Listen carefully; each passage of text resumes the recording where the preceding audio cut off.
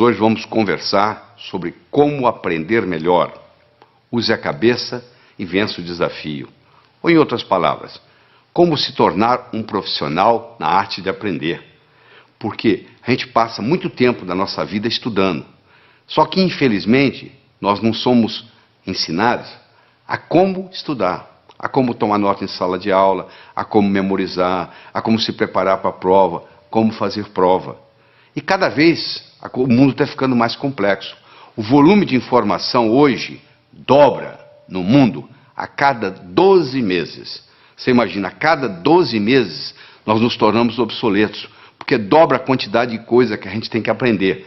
Nós somos constantes aprendizes. Essa é a grande verdade. Nós somos hoje eternos aprendizes. Antigamente a gente se formava, colocava o diploma na parede e vivia às custas dele. Hoje não dá.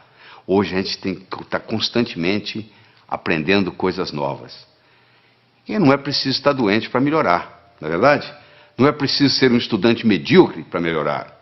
Eu sei que você já é bom, mas você pode ficar melhor ainda. Ficar melhor para quê? Porque à medida que você vai enfrentando os problemas da vida, se você tem problemas e você tem uma capacidade cognitiva de resolver os problemas, na realidade você não tem problemas. Você está apenas vivendo, porque a vida é ter problemas. É só o pessoal que mora no cemitério que não tem problemas. Porque viver é resolver problemas. À medida que eu vou aumentando a minha habilidade de resolver problemas, à medida que eu vou melhorando a minha capacidade cognitiva, aquilo que era problema deixa de ser problema, porque eu já tenho a solução. O Frederick Heisroth, do MIT, escreveu na revista Spectrum que, se você analisar os atributos das decisões profissionais até o ano 2030, o que vai ser importante para um profissional saber, ele determinou que mais de 85% vai depender da intuição e da percepção. Agora eu pergunto para você, qual foi a última aula que você teve de intuição? Ou qual foi o último ensinamento que você teve de percepção? As duas características mais importantes, determinadas por Frederick Heisroth, do MIT, sobre o que vai depender o nosso sucesso profissional, isso não é nem ensinado nas escolas. Quer dizer, se não é nem ensinado nas escolas, onde é que as pessoas vão aprender? Se você perguntar para qualquer jovem, você gosta de estudar? Não sei. Você gosta de aprender? Ah, de aprender eu gosto. Todo mundo gosta de aprender, não é verdade? O cérebro foi feito para aprender. Então, nós estamos sempre num processo de aprendizado. Agora, tem uma coisa interessante. Tudo aquilo que eu aprendo com os dois lados do cérebro fica comigo para o resto da vida. Se eu aprendo a andar de bicicleta, mesmo que eu passe 20 anos sem andar, se eu subir numa bicicleta, eu ando. Se eu aprender a nadar quando criança e passar, sei lá, 30 anos sem entrar na água, se eu entrar na água, eu nado. Por quê? Porque eu aprendi com os dois lados do cérebro. Infelizmente, aquilo que a gente aprende na escola, se você fizesse hoje uma prova, a última prova que você fez como estudante na sua vida, se você repetisse essa prova hoje, você não ia tirar nem metade da nota que você tirou naquela época, não é verdade? A maioria que você aprendeu, você esqueceu. Você esqueceu por quê? Porque você aprendeu só um lado do cérebro. Em pedagogia, existe uma parte da pedagogia chamada heurística. Heurística é o método educacional que consiste em fazer descobrir pelo aluno o que se lhe quer ensinar. Ou seja, o próprio aluno vai descobrindo o processo e quando você descobre aquilo, meu amigo, acabou, ninguém tira aquilo de você mais. Eu digo para o aluno o seguinte, se você entender claramente o que o professor está ensinando na aula, você não precisa estudar em casa. Você já tem o material pronto. Como que eu vou, o que eu tenho que fazer? Eu vou anotar palavras? Eu vou anotar números? Não. Você não vai anotar nem palavras, nem números. Você vai anotar ideias. Então você tem que colocar um disco quebrado na sua cabeça quando você está assistindo a aula, e esse disco quebrado só diz uma coisa: o que ele ou ela quer que eu aprenda desse assunto. O que ele ou ela, professor, professora, quer que eu aprenda desse assunto. Esse disco quebrado vai ficar rodando durante todo o período da aula que você está assistindo. E você vai anotar não mais palavras ou números. Você vai passar a adotar ideias. Esse aqui é o grande segredo. Quando nós somos crianças, nós não temos nenhum medo de errar. Eu estou cansado de ver casais que vão com os filhos passar 1, 2, 3 anos fora, vão para os Estados Unidos, por exemplo. As crianças voltam falando inglês e o pai e a mãe não voltam falando inglês tão bem quanto as crianças. Porque o pai e a mãe ficam naquele negócio. Bom, quando eu estiver falando bem, aí eu vou falar. Só que para falar bem tem que praticar. Como a criança não tem essa dificuldade, ela não tem esse problema, o que acontece? Ela fala. Porque o erro é parte integrante do processo de aprendizado. O erro, quando bem interpretado, é altamente pedagógico. Quando tudo dá certo, você não aprende nada. Agora, quando dá errado, você pode aprender com erro. Então, a primeira sugestão que eu tenho para você é erre, porque é errando que você aprende. Se você fica com muito medo de errar, o que acontece? Você não aprende nada. Existem pessoas que se fecham totalmente. Elas acham que já passou o tempo de escola, que agora não precisa aprender mais nada, que o que ela aprendeu é o suficiente para o resto da vida, o que não é verdade. Como o conhecimento dobra a cada 12 meses, aquilo que você aprendeu provavelmente vai servir muito pouco, porque muita coisa vai modificar. O mundo hoje não é mais de quem sabe. O mundo hoje é de quem aprende. Porque quem sabe pode saber coisas que são obsoletas, que não servem mais. Muitas vezes o que atrapalha a gente não é o que a gente não sabe, é o que a gente sabe e que não funciona mais. E a gente aprende com o quê?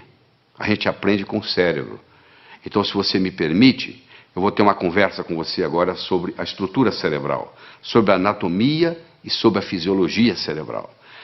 Nós temos, na realidade, dentro do nosso cérebro, dentro do nosso crânio, melhor dizendo, 3 cérebros. Nós temos o cérebro reptiliano porque nós herdamos dos répteis. Temos o cérebro neomamífero, que herdamos dos mamíferos.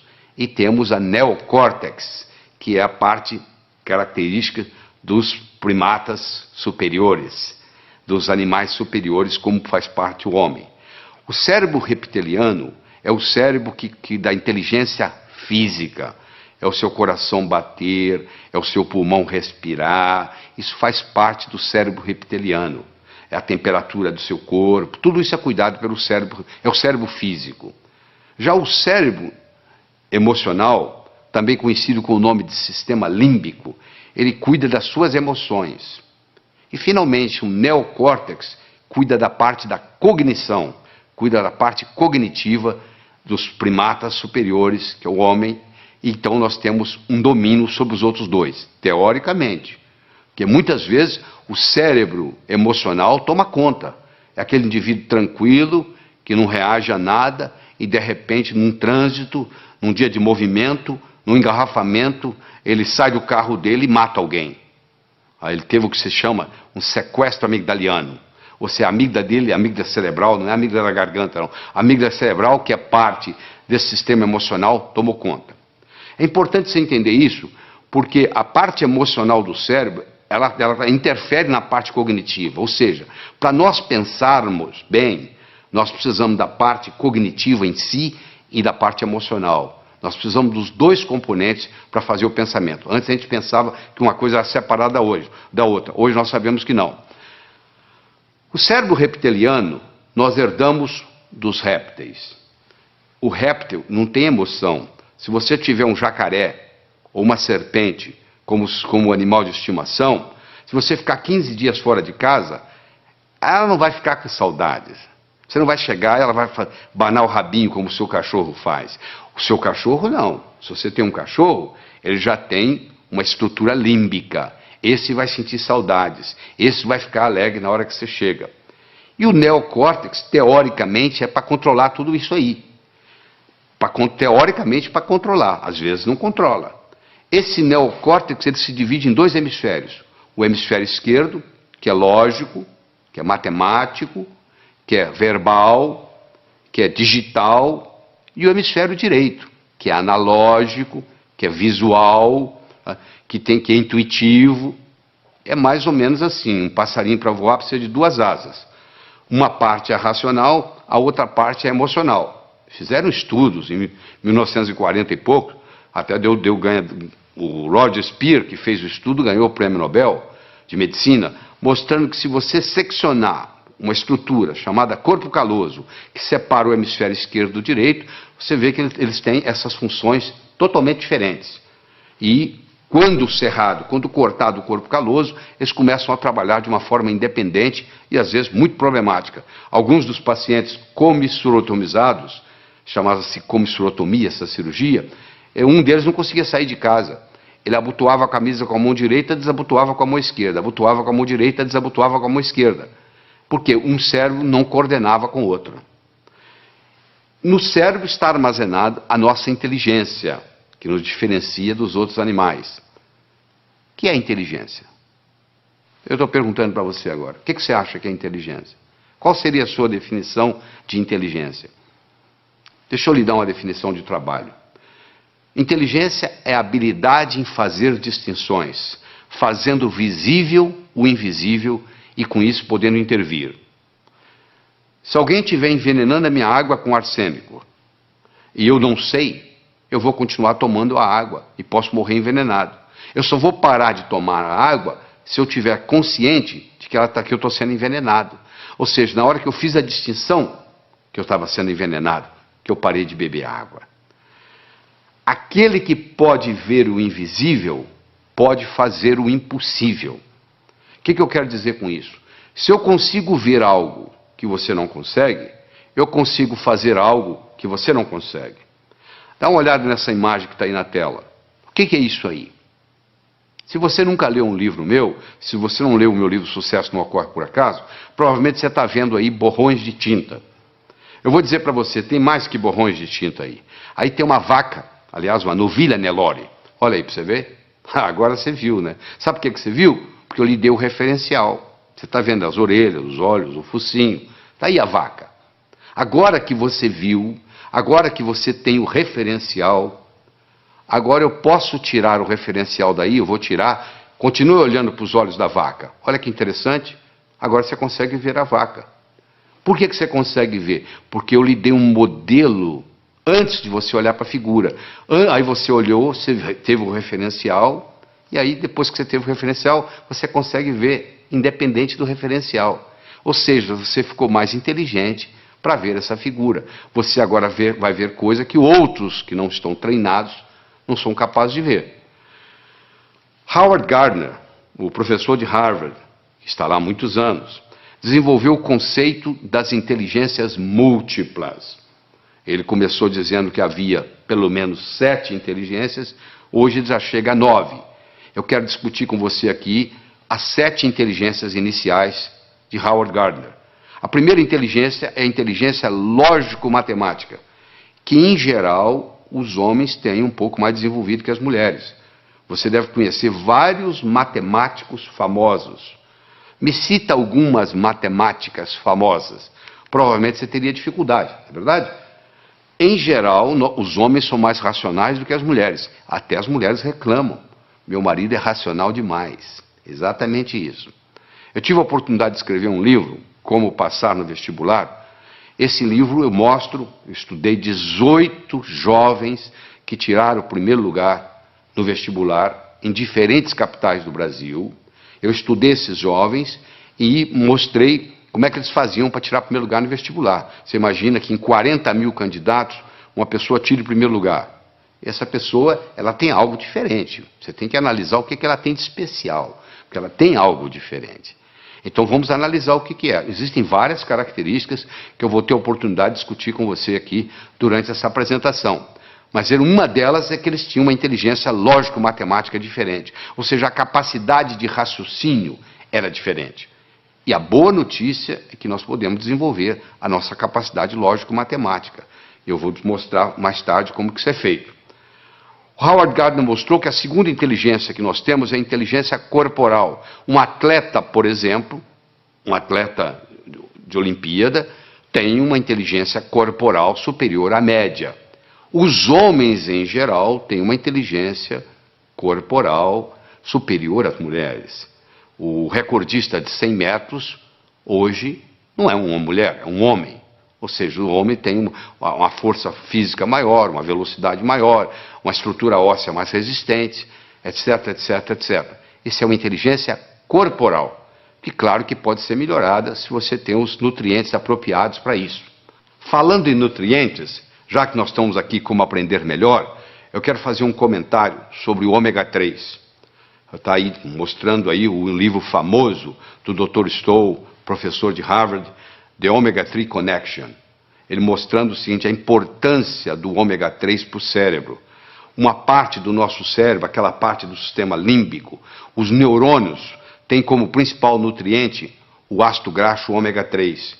Infelizmente, na dieta ocidental, hoje nós temos 20 vezes mais ômega 6 do que ômega 3. E o ideal seria ter no máximo 3:1, e nós temos 20:1.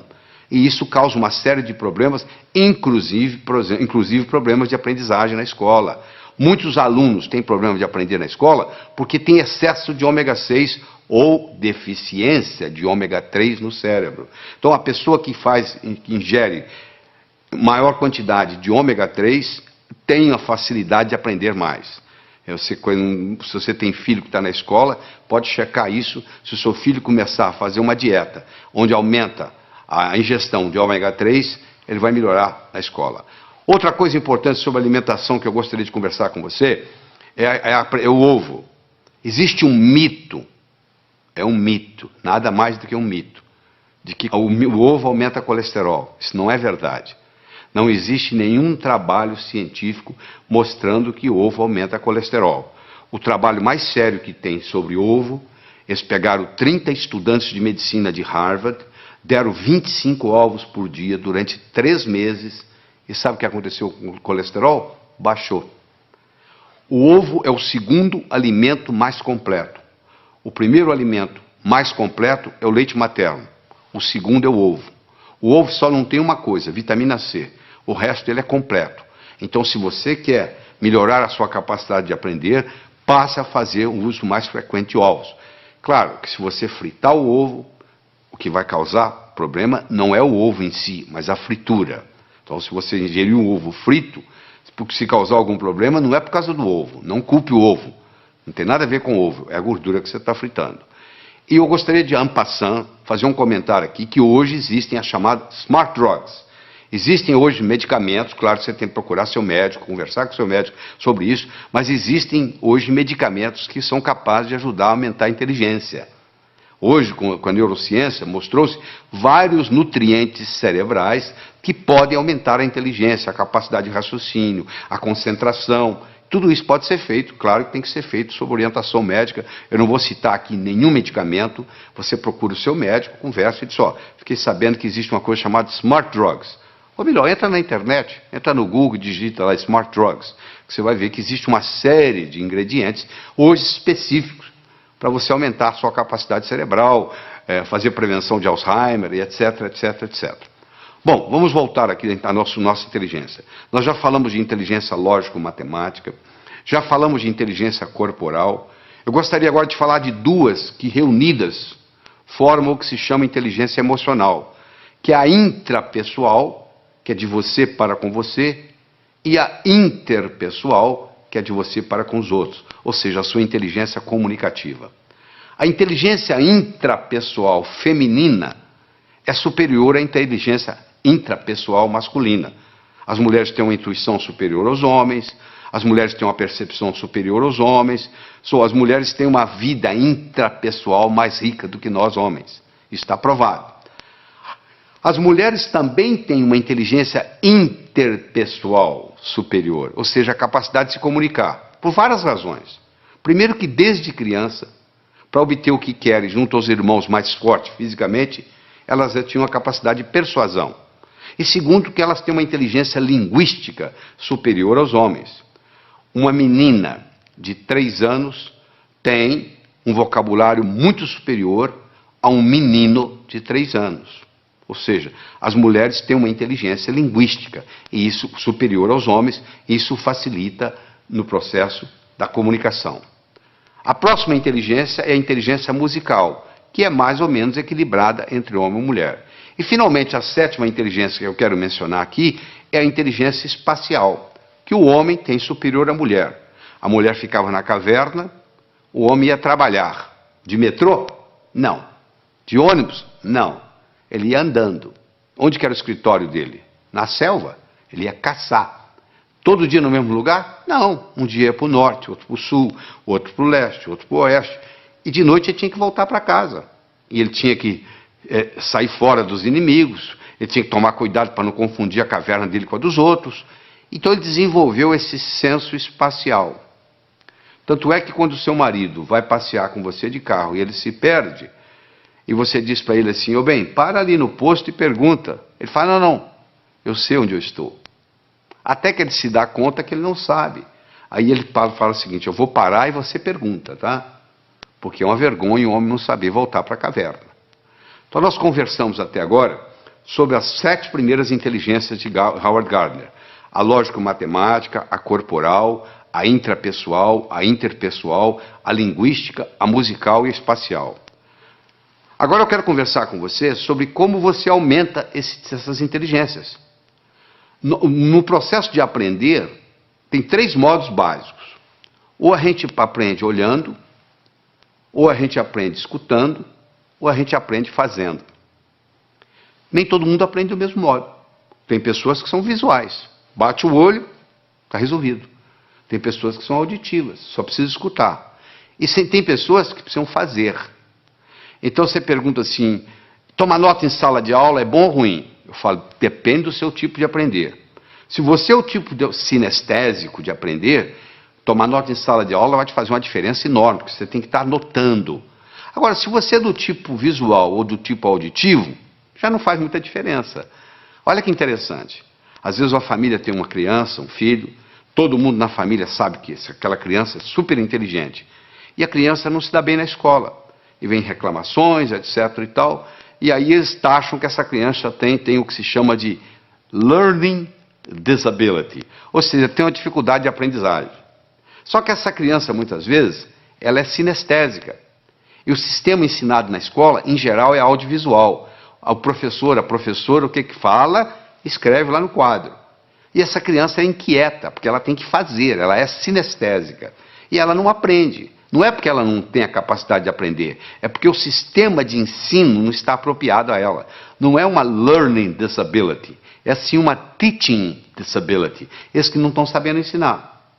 Existem testes, você pode fazer teste, eu tenho livros sobre a comunicação global, no último capítulo tem um teste, você pode olhar, você faz um teste em 10, 15 minutos, você tem uma ideia, se você é mais visual, se você é mais auditivo, se você é mais sinestésico. E isso faz uma diferença enorme, às vezes você está aprendendo do modo errado, às vezes você não é um estudante brilhante, porque você está tentando aprender num canal diferente daquele que é característica sua. Eu quero falar sobre uma outra coisa muito importante aqui, é sobre o movimento dos olhos. Você já percebeu que à medida que você vai conversando, os seus olhos estão movimentando em todas as direções? Pois é, basicamente, nós podemos colocar os nossos olhos em 9 posições diferentes.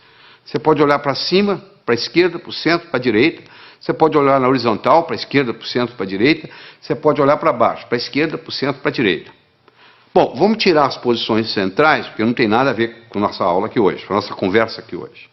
Sobram 6 posições, 2 para cima, 2 na horizontal, 2 para baixo. Não é verdade? Todas as vezes que você movimenta os seus olhos para cima, você ativa a parte visual do cérebro. Todas as vezes que você move os seus olhos na horizontal, você ativa a parte auditiva do cérebro. E todas as vezes que você olha para baixo, para a sua direita aí, para a sua direita, você ativa a parte sinestésica do cérebro. Então, se eu, por exemplo, quero recordar algo, qual foi a cor da camisa que eu usei domingo passado? Pode ver que na mesma hora meu olhar vai subir. Vai subir para quê? Para procurar a cor da camisa. Ora, se eu olho para cima, para a minha esquerda, olha a sua esquerda aí, olha aí no slide. Se eu olho para cima, para a esquerda, eu estou recordando coisas. Se eu olho para cima, para a minha direita, eu estou construindo coisas. Então, se eu estou estudando e eu quero memorizar alguma coisa, uma fórmula de física, por exemplo, eu vou olhar para cima, primeiro para a minha direita, para poder construir aquela forma de física dentro da minha cabeça. E depois eu vou olhar para cima, para a esquerda, para eu poder recordar, repetir aquela fórmula de física, até que ela fique parte da minha estrutura psicológica. Isso é muito importante entender, porque o movimento do olho facilita o processo. Olha só que interessante, a pessoa vai fazer o vestibular, vai fazer um teste, e chega lá e diz, eu dei branco. Por que ela deu branco? Porque ela colocou a cabeça para baixo, olhando para a prova, olhando para o teste. E faz essa pergunta, e ela esqueceu a fórmula de física. Se ela tivesse simplesmente levantado a cabeça e olhado na posição certa, ela teria resolvido o problema.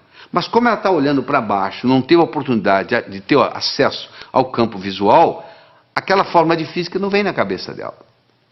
Então isso aí, nós poderíamos gastar horas e horas e horas estudando isso aqui, mas não é só a finalidade disso. Mas eu quero que vocês entendam que diz que os olhos são as janelas da alma, eu diria também que os olhos são as janelas da mente. É interessante. Todos os estudos feitos até agora, em todos os países onde foi feito, não existe nenhuma correlação entre a nota que se tira na escola e o sucesso que se tem na vida. Em outras palavras, eu posso ter um estudante medíocre, que vai ser um grande empresário, ou eu posso ter um CDF, que não vai dar nada na vida. Não existe nenhuma correlação. É importante você pensar isso. Por que não existe uma correlação? O Dr. Hicks fez isso nos Estados Unidos e provou que não havia nenhuma correlação, e outros repetiram esses estudos no mundo todo. Por que não existe? Porque talvez a escola esteja ensinando coisas que não têm muita aplicabilidade. Eu digo sempre o seguinte, às vezes o que cai na prova não cai na vida. Quer dizer, você estuda aquilo de uma forma para fazer na prova, e depois não tem nenhuma aplicabilidade na vida. O homem não constrói fora de si nada que não tenha dentro de si. Se eu não tiver um conhecimento pragmático para executar, às vezes o conhecimento que eu tenho ele é abstrato, ele é um conhecimento do pescoço para cima, ele não tem muito impacto na minha vida. Eu adoro uma analogia que eu faço, que é do indivíduo atravessando um cabo de aço de um prédio para o outro. O que precisa? 3 coisas. Eu preciso querer, se eu não quiser eu não ando. Eu preciso saber, se eu não souber eu vou cair. E eu preciso de cabo de aço. Eu posso querer, eu posso saber, mas se não houver cabo de aço não tem jeito. Tem muita gente querendo ganhar dinheiro, sabe ganhar dinheiro, mas não surge a oportunidade. Então o nosso desempenho, ele vai depender da nossa motivação, ele vai depender da nossa competência, ele vai depender da nossa oportunidade. A motivação é o querer, a competência é o saber, e a oportunidade, no caso aqui, é o cabo de aço. Então você, para ser um bom estudante, você tem que estar motivado. Só motivado não adianta. Tem muita gente motivada, mas desmotiva logo, porque não tem a estratégia, não tem a competência de desenvolver o processo. Então não tem um modelo. Então deixa eu falar para você de modelo. Imagine que eu desse para você de presente agora uma pérola. Você não ia ficar segurando essa pérola na mão, você ia colocá-la no bolso, não é verdade? Daqui uma semana eu me encontro com você pela segunda vez, e lhe dou uma segunda pérola. De novo você coloca ela no bolso. Daqui 15 dias eu vou lhe dar uma terceira pérola, você vai colocá-la no bolso. Daqui 6 meses eu vou me encontrar com você e vou perguntar assim, onde é que estão as pérolas que eu lhe dei? Você vai responder mais ou menos assim, a primeira eu coloquei no criado mudo, a arrumadeira lá em casa não viu, jogou no lixo. A segunda eu esqueci no bolso da calça, a calça foi para a lavanderia, voltou sem pérola. E a terceira eu escondi de mim mesmo, guardei tão bem guardado que eu não sei onde eu coloquei. Não é verdade? Se eu desse para você, antes de lhe dar a pérola, eu desse para você um fio de nylon e orientasse você para colocar as pérolas no fio de nylon, você ia fazer um colar. Se você colocasse esse colar no pescoço, e daqui 6 meses eu me encontrasse com você e perguntasse onde estão as pérolas que eu lhe dei, você ia dizer, estão aqui, eu fiz delas um colar. Meus amigos, você que está aí assistindo, olha só, as pérolas são ideias. O cemitério está cheio de gente que teve boas ideias. Ou não fez nada com elas, ou estragou a vida. Eu já vi muita gente estragar a vida por causa de uma boa ideia. Se eu tiver uma boa ideia, mas não tiver um modelo por trás, é um desastre. Então, a melhor definição que eu conheço de educação é a seguinte, educação é aquilo que fica depois que você esqueceu tudo que você aprendeu. O que fica? Ficam modelos. Tá bom? Eu vou demonstrar isso para você agora. Você vai olhar essa figura que está aí na tela. Você vai concentrar nesses 4 pontinhos que está entre os 2 olhos, os 2 corações aí. Eu quero que você olhe aí fixamente por 30 segundos, sem piscar os olhos. Quando eu falar 1, 2 e já, eu vou passar o slide. Aí você vai piscar os olhos 3 vezes. Combinado? Continua olhando fixamente para a tela. Atenção. 1, 2 e já! Pisca os olhos. Isso, eu vou lhe dar uma chance, não fique tranquilo. Eu vou lhe dar mais uma chance, tá? Você vai focar aí, foca. Quando eu falar 1, 2 e já, eu vou passar o slide e você pisca os olhos 3 vezes. Combinado? Atenção. 1, 2 e já! E aí, o que você viu? Você está vendo a imagem de Jesus Cristo? Mas essa tela está em branco, não tem nada. Você está tendo uma experiência de uma realidade virtual. Isso que está acontecendo aí, uma realidade virtual. Mas se você não tivesse visto antes esse slide, você não ia ver essa realidade virtual. Ou seja, eu tive que primeiro criar no seu cérebro um modelo de contraste para depois você poder ver isso. Entendeu como é que funciona a coisa? Então, quando eu tenho um modelo, fica fácil eu identificar. Eu vou confirmar isso agora com você. Escolha qualquer número, pode escolher o que você quiser. Pega um papel, uma caneta para você fazer esse exercício, se for o caso. Eu quero que você escolha qualquer número entre 17 e 77. Quero que você acrescente 7 a esse número. Acrescentou? Muito bem. Eu quero que você multiplique a soma por 2. Então você vai escolher um número entre 17 e 77, você vai acrescentar 7, você vai multiplicar a soma por 2, dessa soma você vai subtrair 4. Aí agora você divide o resultado por 2. Então você escolheu o número, você acrescentou 7, você multiplicou a soma por 2, você subtraiu 4 e você dividiu o resultado por 2. Agora você subtrai o número original. Subtraiu? Pois é, você sabe qual é o resultado? Não precisa falar não que eu já sei. 5. Sabe por que eu sei? Porque eu criei um algoritmo cujo resultado dá 5. Você quer ver? Olha só, eu criei um algoritmo assim, você escolhe um número X, você acrescenta 7 a esse número, tá certo? Aí você pega esse resultado, x mais 7, multiplica por 2, dá 2x mais 14. Você pega esse 2x mais 14, você tira 4, dá 2x mais 10. Você pega esse 2x mais 10, divide por 2, dá x mais 5. Você tira o número original, que é x, o que sobra? 5. Não é mágica, não, isso é tecnologia. O resultado vai dar 5, não tem nenhuma dúvida. Então eu criei um algoritmo cujo resultado é 5. Do mesmo modo que eu posso criar um algoritmo para ter sucesso profissional, e o resultado vai ser sucesso. Então, quando eu tenho um algoritmo, quando eu tenho um programa testado, e eu coloco aquilo na minha estrutura psicológica, o resultado é muito simples. Quer ver? Eu vou fazer mais um teste com você. Eu quero que você conte quantos triângulos você consegue ver nessa figura. Eu sei que tem triângulos aí, os mais variados. Ó. Tem o triângulo AG, AGB, tem o BHC, e assim vai. Se nós pudéssemos ficar aqui uma meia hora conversando, você ia começar a descobrir triângulos para cá. Você diz, peraí, tem um triângulo aqui que é o ADB que eu não contei. Ih, peraí, tem o AEB. Olha, vai aparecendo, vai aparecendo, vai aparecendo. E eu quero saber se hoje o salário seu desse mês depende de você descobrir quantos triângulos tem aí.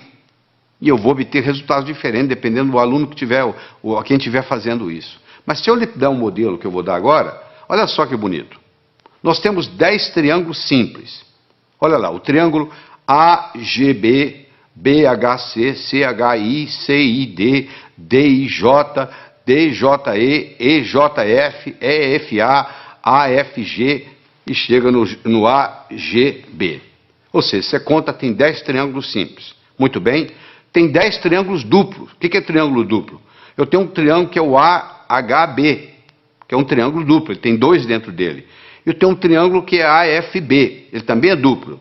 Em cada base eu tenho duplos. Se eu tenho 5 bases, 5 vezes 2, 10, eu tenho 10 triângulos duplos. Eu tinha 10 triângulos simples, agora eu tenho 10 triângulos duplos. Eu tenho 5 triângulos grandes, como o ADB, como o BEC. E assim vai, você vai como o CAD, são triângulos grandes, são 5. Então eu tinha 10, com mais 10, 20, com mais 5, 25. Eu agora tenho os chamados triângulos triplos. O ABC é um triângulo triplo. O BCD é um triângulo triplo. E cada triângulo triplo, no seu oposto, ele tem um outro triângulo. O triângulo triplo ABC tem o AJC. Olha aí. O triângulo triplo BCD tenho o BFD. Isso, como eu tenho 5, 5, 10. Então eu tenho um total de 10. Eu tenho 10 simples, 10 duplos, 5 grandes e 10 triplos. Eu tenho 35 triângulos.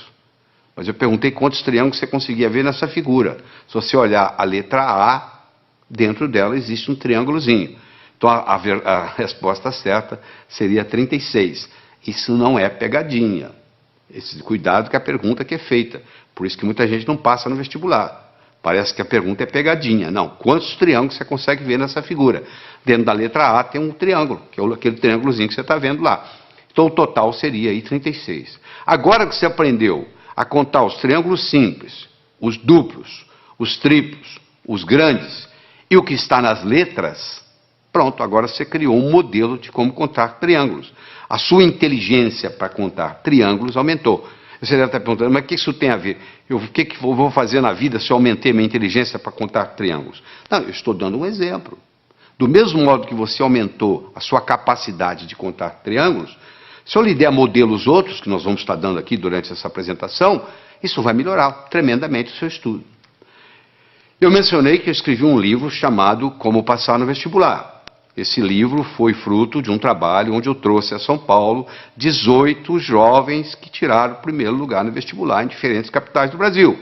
Eu trouxe 19 professores de cursinho, com pelo menos 15 anos ensinando gente a passar no vestibular, e vários vestibulandos, primeiro aluno de turma de grandes cursinhos em São Paulo. Durante 12 horas, nós respondemos apenas uma pergunta. O que faz um jovem passar em primeiro lugar no vestibular? E depois de toda essa análise, nós descobrimos 3 coisas básicas que existem em todos os que passam em primeiro lugar. Primeiro é a autoconfiança. Só a autoconfiança não faz você passar no vestibular. Sem autoconfiança, você não passa no vestibular. Então nós vamos ensinar a desenvolver a autoconfiança. Isso é importante. Aquele branco que dá na prova, muitas vezes, é falta de autoconfiança. Então a autoconfiança é fundamental. Todos esses jovens que passaram em primeiro lugar no vestibular tinham confiança de que iam passar no vestibular. Essa é a primeira coisa. Segundo, todos eles tinham motivação para estudar. O vestibular não era um obstáculo, era uma etapa. Porque a visão deles estava lá na frente. O que eles iam fazer depois de formado? Eles já estavam pensando lá na frente. E aquele vestibular era nada mais, nada menos do que uma etapa, e não um obstáculo.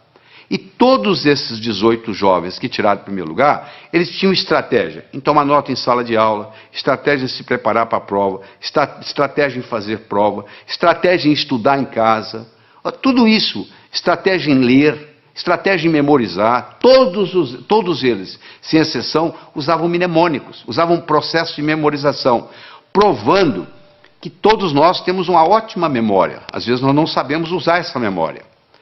A Helen Keller, que como você sabe era surda, era cega, e etc, etc, etc, e acabou sendo uma grande escritora, eu recomendo você ler a biografia de Helen Keller, que é fabulosa, ela tinha uma frase famosa que ela dizia assim: jamais alguém concordará em rastejar se sentir um impulso para voar.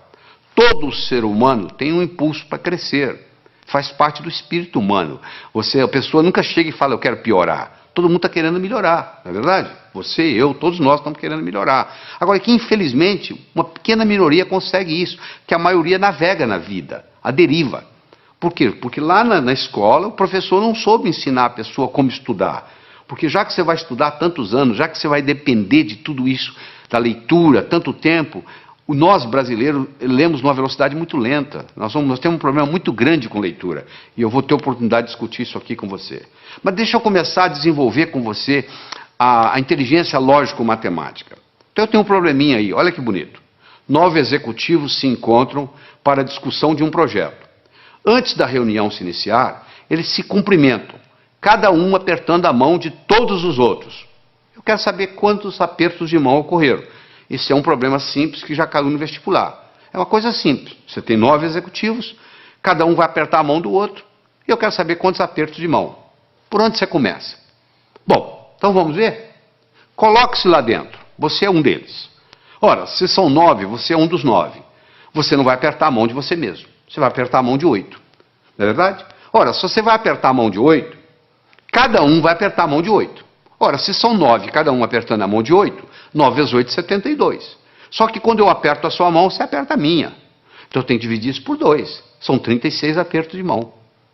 Ah, que beleza, quer dizer que é assim? E se fosse 8? Vamos pegar 8 executivos.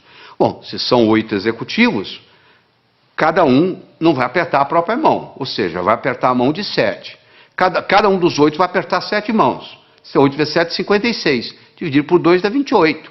Ah, e se fossem 6 executivos? 6 vezes 5, 30. Não é verdade? Dividir por 2, 15. 15 apertos.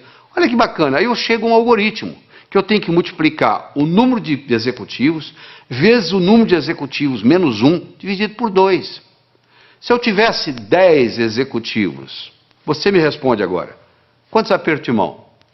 10 vezes 9, 90. Dividido por 2, 45. 45. Quanto tempo você gastou para fazer isso? 1 segundo. Por que você gastou 1 segundo? Porque eu criei no seu cérebro um algoritmo. De repente, nesse assunto, você ficou mais inteligente. Se eu começo a criar algoritmos básicos para você, esses algoritmos básicos vão aumentando a nossa inteligência lógico-matemática.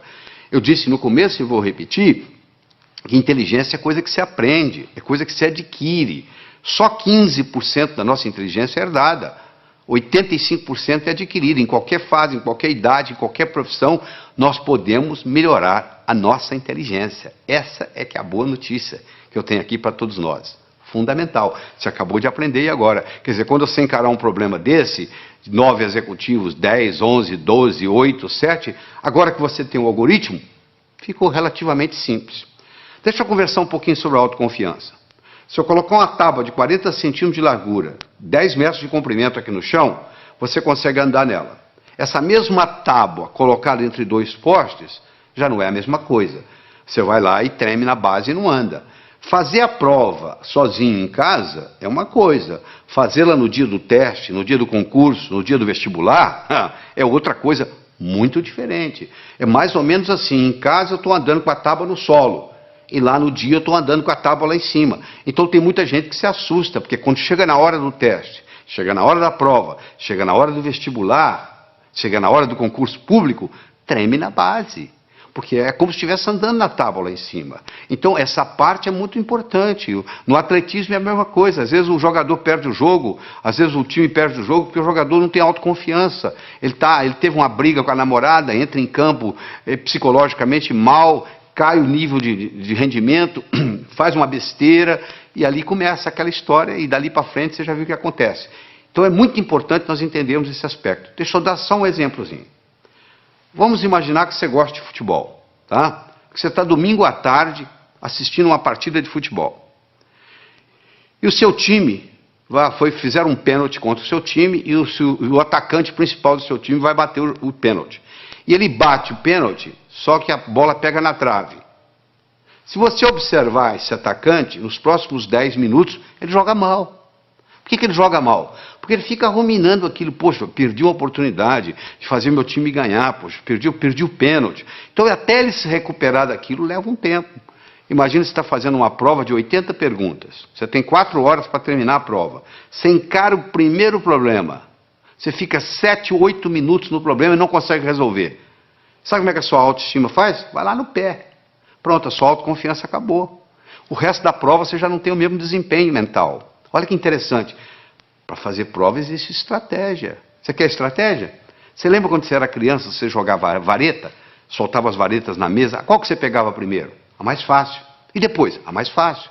E depois? A mais fácil. Você não ia buscando a mais fácil? Então, na prova é a mesma coisa. Você tem que pegar a prova e dividir ela em questões A, B e C.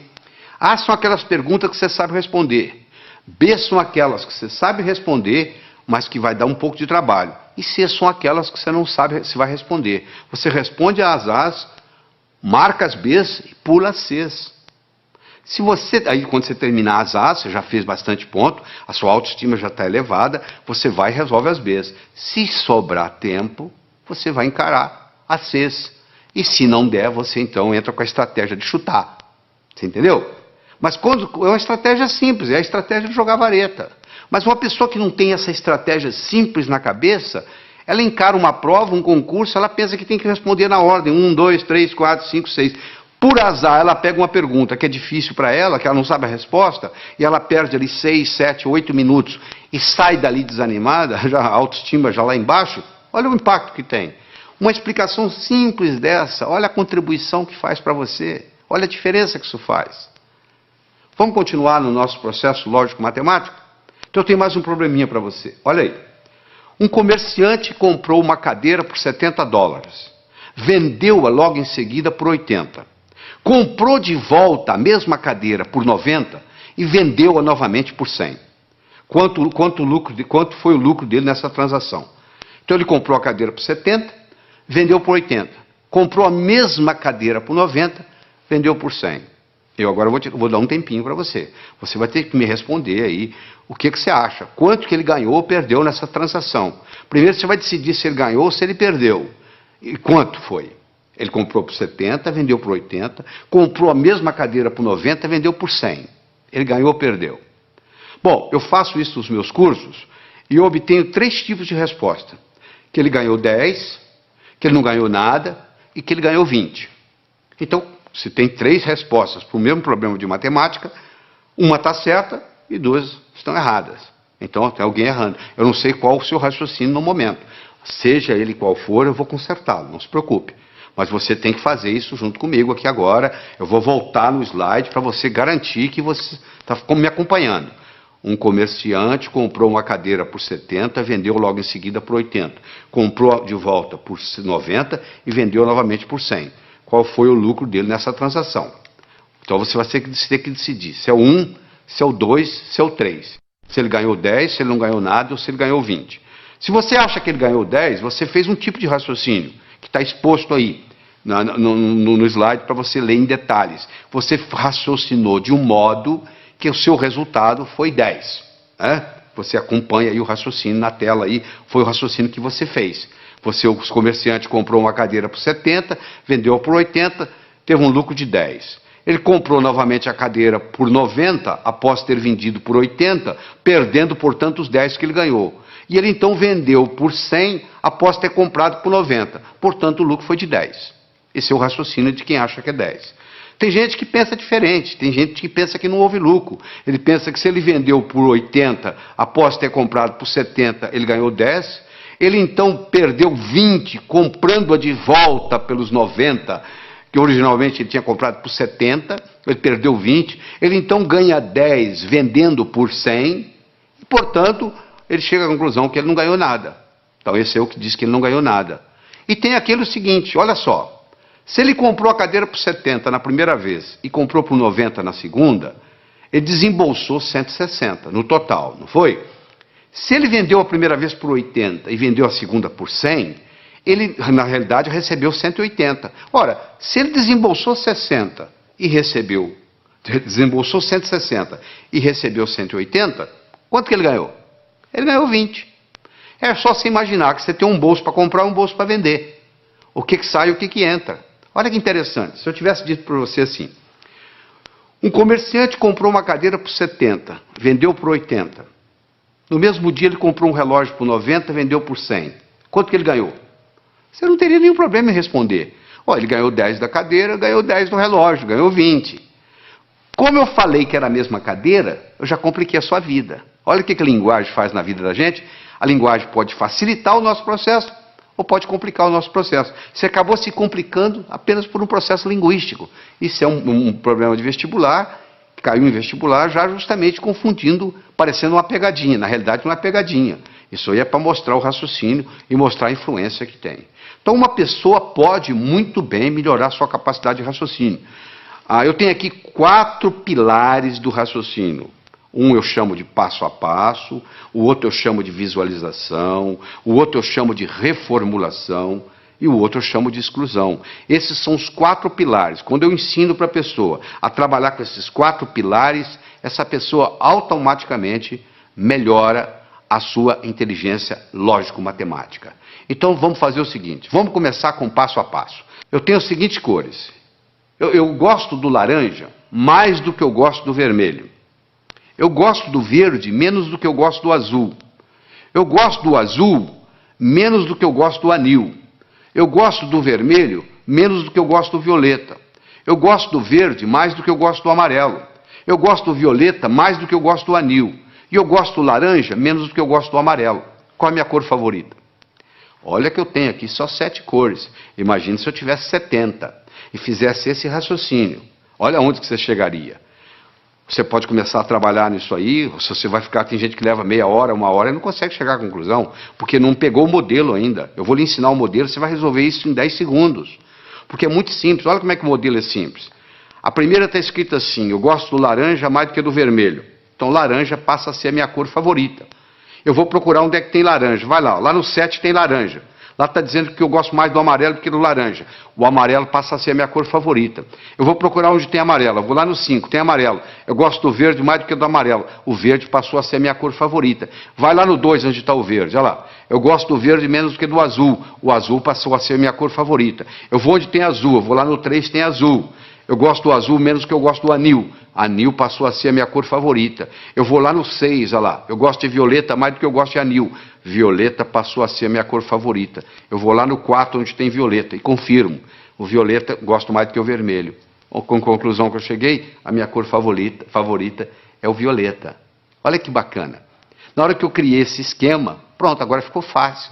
Eu tenho um modelo, sabe por quê? Eu aprendi a pensar passo a passo. Esse é um jeito, é aprender a pensar passo a passo. Você já deve ter aprendido o teorema de Pitágoras, né? O quadrado da hipotenusa é igual à soma dos quadrados dos catetos. Se a minha hipotenusa é 5, que no caso aí é o A, o quadrado de um dos catetos é 4, 4 vezes 4, 16, do outro é 3, 3 vezes 3, 9, 16 e 9, 25, o quadrado de 5 é 25. Não é isso? E daí? O que eu vou fazer com esse... O quadrado da hipotenusa é igual à soma dos quadrados dos catetos. O que isso vai ter? A aplicabilidade que isso vai ter na minha vida? Olha aí na figura. Você está vendo aí, ó? Está aí a hipotenusa, que são 25 quadrados. Um cateto, que é o B, é 4, dá 16 quadrados. O outro é 3, dá 9. 16 e 9, 25. Se eu estou numa arquitetura, numa construção, eu quero construir 2 salões que correspondem a um terceiro. Olha aí, se eu uso isso aí, está resolvido o problema. Olha a aplicabilidade que isso tem. Agora que você visualizou, você entendeu a aplicabilidade, agora você tem motivação para aprender. Então uma coisa é o passo a passo, outra coisa é a visualização. O terceiro pilar do pensamento é a reformulação. Quanto que é 2/3 de uma metade? Você sabe? 2/3 de uma metade. Metade de 2/3 é 1/3. Então, você reformulou, mudou a ordem e resolveu. Às vezes você não resolve o problema porque você não está sabendo reformulá-lo. Você reformulou, você está numa prova, reformula o problema. Às vezes você não resolve daquele jeito. Você tem dificuldade em dizer quanto é 2/3 de uma metade, mas você não tem dificuldade em dizer quanto que é metade de 2/3. Falou? E finalmente, nós vamos conversar sobre o pilar da exclusão. Eu tenho aqui um probleminha muito simples. Você vai pegar os números 1, 2, 3, 4, 5, 6, 7, 8, 9. Vai colocar nesses 9 quadrados que estão aí. De tal forma que, se eu somar na horizontal, somar na vertical ou somar na diagonal, tem que dar 15. Não interessa como eu somar, tem que dar 15. Bom, poxa, complicado? Não, não é complicado. Quer ver como é simples? Primeiro, qual que é o quadrado mais importante? O do meio. Porque ele participa da vertical, ele participa da horizontal, ele participa da diagonal. Ele é o que mais participa de tudo. Então, se eu resolver esse problema aí, eu resolvo praticamente 90% do problema. Qual o número eu vou colocar aí? Eu não posso colocar o 1. Porque se eu colocar o 1, vai ter um lugar que vai ter 2, 1 e 2, 3, para 15, 12. Eu não tenho 12. Eu não posso colocar o 1, não posso colocar o 2, porque o 2 também vai ter um lugar que tem 1. Eu não posso colocar o 3. Por que eu não posso colocar o 3? Porque se eu colocar o 3 aí, vai ter um lugar que tem 1. 3 e 1, 4. Para 15, 11. Eu não tenho 11. Eu não posso colocar o 4, porque se eu colocar o 4 aí, vai ter um lugar que vai ter 1. São 5. Para 15, 10. Eu não tenho 10. Eu posso colocar o 9? Não. Se eu colocar o 9 aí, tem um lugar que vai ter 8. 9 e 8, 17. Já passou de 15. E se eu colocar o 7? Também não pode. 9 e 7, 16. Já passou de 15. E se eu colocar o 6? 9, 6, 15. O que sobra para o outro? Eu não tenho 0. Então eu vou excluindo, você chega à conclusão que só tem um número para eu colocar aí, é o 5. Aí na hora que eu coloquei o 5 aí, ó, a coisa fica muito simples. Você pode fazer você mesmo aí, você vai ver aí que se você somar na horizontal, somar na vertical, somar na diagonal, o resultado dá sempre 15. Eu comecei o problema, você fala, isso eu não consigo fazer. Não consegue não. É porque você não tinha parado para pensar no processo da exclusão. Agora você tem o pilar da exclusão, da visualização, da reformulação, do passo a passo. E aí o processo vai. Então nós já falamos, é importante você levar em consideração a motivação. Como é que você motiva? Você fica olhando a sua meta. E é uma coisa, gente, preparar para vestibular, preparar para concurso, preparar para a vida, não é uma corrida de 100 metros, é uma maratona. Você conversa com um maratonista, a estratégia é bem diferente de correr 100 metros. Porque o maratonista, ele sabe que vai demorar a corrida. O corredor de 100 metros sabe que vai acabar logo. Eu acho que eu tenho que aprender para a vida. Eu tenho que manter isso na minha memória. E o que acontece com a maioria dos estudantes? Aprende, esquece, aprende, esquece, aprende, esquece. E diz assim, minha memória é ruim, a memória não serve para nada. Não é só a memória que é ruim, é porque você não sabe usar a sua memória. Deixa eu lhe ensinar 3 segredos.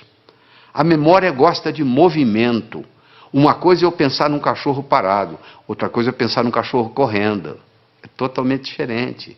Aquelas memórias que você tem na sua mente, elas estão lá na forma de filmes e não na forma de slides. Se você memoriza coisa parada, você esquece. Se você memoriza em movimento, você vai se lembrar sempre.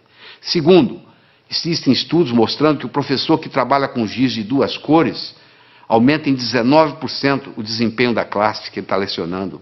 Porque você usando mais de uma cor, você estimula outras áreas do cérebro. Se você trabalha só com preto e branco, você está trabalhando com a área esquerda, o seu hemisfério esquerdo do cérebro. Se você trabalha com colorido, outra cor qualquer, você está trabalhando com o lado direito. Então você procura estudar com a caneta de pelo menos 2 cores. Terceiro, você tem que exagerar. Uma coisa é você pensar num cachorro, outra coisa é você pensar num cachorro do tamanho de um elefante. Ora, se eu vou guardar uma fórmula de física, eu imagino a fórmula de física do tamanho de um prédio. Eu coloco ela na minha cor favorita e eu ponho ela piscando. Aquilo nunca mais sai da minha cabeça. Eu vou memorizar um telefone, eu imagino os números do tamanho de um prédio. Eu imagino os números coloridos, eu imagino os números piscando. Pronto, aquilo ali memoriza. Então não existe essa história de memória ruim. Todos temos uma boa memória. Se você tem um carro novinho e você não sabe dirigi-lo, ele não vai ter nenhuma utilidade para você. Você não vai culpar o carro. É a sua habilidade de dirigir que tem que melhorar. A sua memória não tem problema nenhum. Só que você não sabe usá-la. Isso é diferente. Então ela gosta de movimento, ela gosta de cores, ela gosta de exagero, ela gosta de mnemônicos. Todos esses jovens, 18 jovens que eu estudei, que tiraram o primeiro lugar no vestibular, todos eles, sem exceção, trabalhavam com mnemônicos. Você quer ver um mnemônico simples?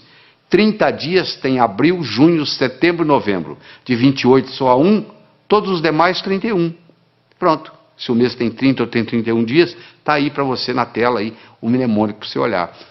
Então você tem que criar seus próprios mnemônicos, um jeito de você fazer para facilitar a sua memória. Todos os 18 jovens não só trabalhavam com mnemônicos, mas trabalhavam com fichas de revisão. Eles faziam verdadeiros baralhos, baralho de física, baralho de química, baralho de biologia, e eles iam colocando aquilo ali, fazendo toda noite antes de dormir, eles faziam uma revisão.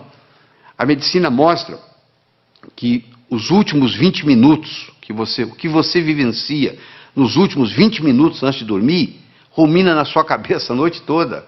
Se você estuda o dia inteiro, vai assistir televisão e vai para a cama, o que vai ruminar não é o que você estudou durante o dia, é a televisão que você assistiu. Então você estuda o dia todo, vai, assista a sua televisão merecidamente, volta à mesa de estudos, estuda mais 10, 15 minutos, aí você vai para a cama, aí você vai passar no concurso, você vai passar no vestibular, porque você está ruminando a noite toda aqueles 15 minutos de revisão, e aí vem a hora da revisão. Você tem que ter como se fosse você vai ter que ter um fichário, como se fosse um baralho mesmo, um baralho de física, um baralho de química, um baralho de biologia, e você passa o olho ali, vai passando o olho. Repetição é a mãe do aprendizado, não é verdade? Como é que você aprendeu a andar? Você levantou, caiu, levantou, caiu, levantou, caiu, até que um dia você andou. Então é muito importante você entender isso. É muito importante você colocar ritmo e rima, é muito importante você... o contexto. É fundamental o contexto. Você não tem ideia do contexto. O contexto é assim, quer ver? Onde é que eu coloquei a chave? Onde é que eu coloquei aquela chave? Você não consegue se lembrar. Aí de repente você entra naquele quarto, coloquei ali, porque você entrou no contexto onde estava a chave. Ora, se eu estou lá na prova, eu estou tentando lembrar aquela fórmula de física, eu não consigo lembrar a fórmula de física, não consigo me lembrar, aí eu fecho os olhos, me transporto para a minha mesa de estudos, lá onde eu estudei aquela fórmula, de repente vem na cabeça. Isso é um truque espetacular para a memória. E outra coisa importante é a respiração ajudando na memorização.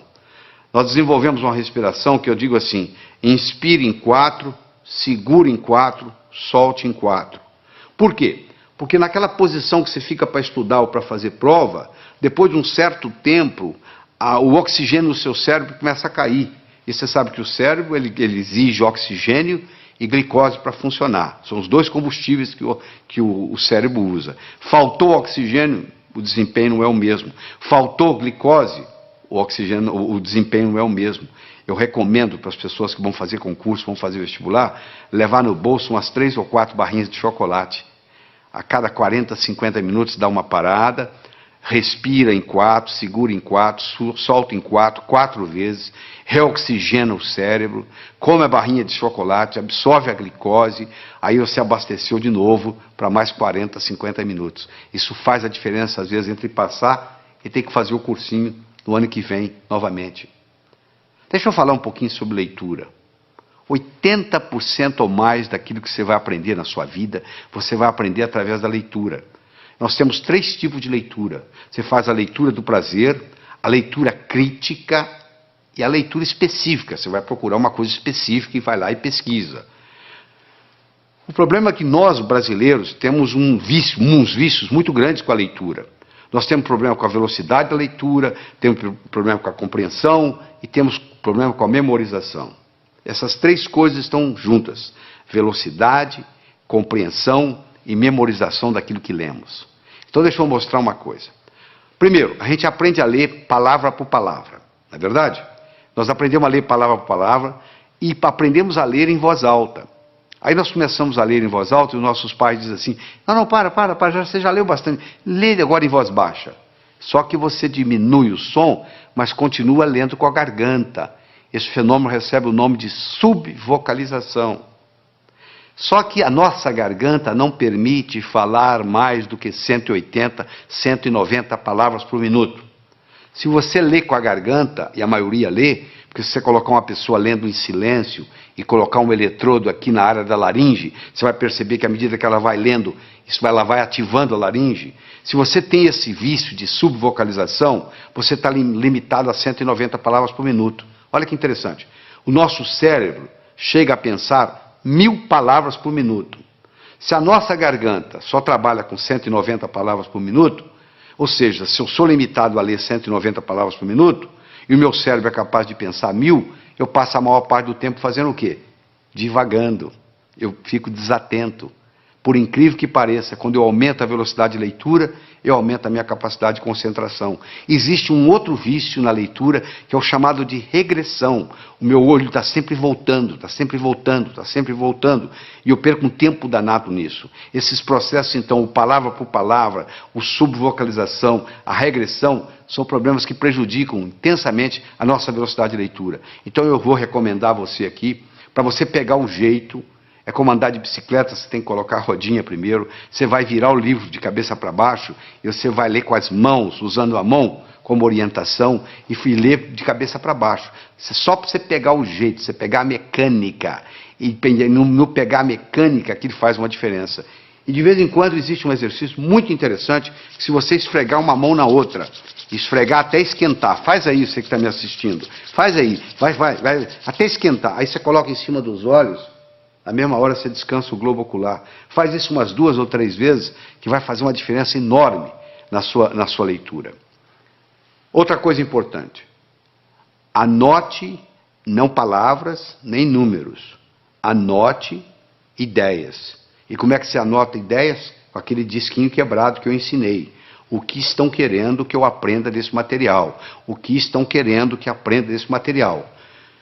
Use mapas mentais. O que é mapa mental? É desenvolvido por um psicólogo britânico, Tony Buzan. Ele vai às escolas britânicas, pega o último aluno da sala, em 2 meses ele faz ser primeiro colocado, ele já fez isso várias vezes, provando que funciona. Ele mostra que um modo de você anotar usando um mapeamento mental, chamado mind map, o mapa mental, é o modo como o cérebro aprende. Isso alavanca tremendamente Você dá uma olhada aí no slide que eu estou projetando, você vai ver como é que é o mapa mental, entra na internet, faz uma pesquisa de mind map, ou um mapeamento mental, e você vai aprender a fazer esse processo, como se fossem árvores com seus galhos. É importante você fazer ficha de revisão, fundamental. Às vezes uma ficha de revisão, você pode colocar tudo que você precisa, todo o conhecimento, naquela ficha de revisão. E só de você bater o olho ali, aquilo vai reforçando, vai reforçando, vai reforçando, e geralmente você faz isso antes de dormir.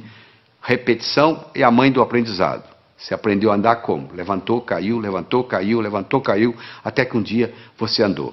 Outra coisa importante, o aprendizado é mais eficaz quando ele é divertido.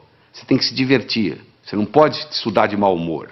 Você tem que substituir suas anotações lineares por mapas mentais, você tem que procurar trabalhar com pelo menos 2 cores diferentes, você tem que associar sempre a teoria à prática, você tem que fazer períodos de estudo de no máximo 50 minutos, com mais ou menos 12 minutos de descanso. Depois de 50 minutos, o rendimento cerebral cai tremendamente, você continua a aprender, mas não retém. Faça resumo de ideias em fichas de revisão e revise-as diariamente. Todo esse processo está aí, ó. É você aprender a aprender. Isso é que é importante. É aprender a aprender. Isso é que interessa. Porque depois que você aprendeu a aprender, você se torna o capitão do seu navio, meu amigo. Você aí, o limite, o céu é o limite. Você não vai depender mais de ninguém. Eu acredito que você tenha que assistir esse material de novo, escutar com carinho, voltar nos problemas, para poder se reter isso aí. Você precisa mais de uma vez estar exposto a esse material. Você precisa de algumas horas de voo. Eu vou contar uma história e aqui vou terminar essa nossa participação aqui, tá bem? Diz que uma vez, numa noite fria de inverno, 2 pássaros estavam empoleirados no galho de uma árvore. Um gavião e um pombo. O gavião então perguntou para o pombo: seu pombo, quanto que pesa um floco de neve? O pombo, sem querer conversa, laconicamente responde: praticamente nada. O gavião então disse: pois é, no inverno passado, numa noite como essa, nevando como agora, eu não tinha o que fazer, nem com quem conversar, eu estava empoleirado num desses galhos aqui por perto, eu comecei a contar os flocos de neve que caiu no galho onde eu estava. Quando chegou em 2.515.223, o próximo floco que caiu, o galho quebrou. Quando o gavião terminou de contar para o pombo a história, o galho onde eles estavam empoleirados também quebrou. Quem sabe esse material que você está participando, que você vai reler, reestudar, reescutar, etc, etc, etc, talvez seja o próximo floco de neve que vai quebrar o seu galho para o resto da vida. Porque hoje, no mundo do conhecimento, antigamente, na época da terra, valia quem tinha terra. Na era industrial, valia quem tinha dinheiro. Hoje a moeda mudou e muita gente não se deu conta disso. A moeda hoje se chama conhecimento. Você é rico ou você é pobre em conhecimento. Então você aprendendo a aprender, você alavanca a sua vida para poder adquirir mais conhecimento e com isso aumentar a sua riqueza. Evite o mal, faça o bem, viva a sua vida extraordinariamente. Tchau.